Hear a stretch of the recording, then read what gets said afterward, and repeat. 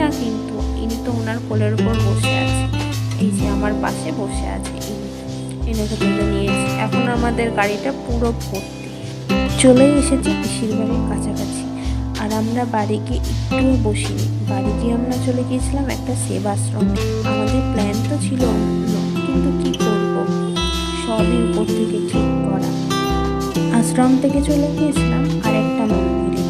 এই মন্দিরটাও নতুন তৈরি হচ্ছে, এখনো পুরোটা তৈরি হয়নি।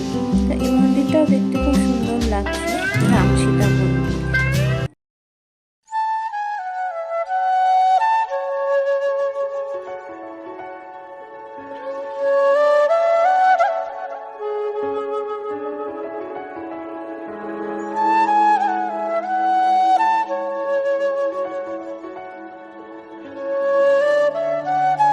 বড়রা কেউ যায়নি, আমরা ভাই বোন মিলে মন্দির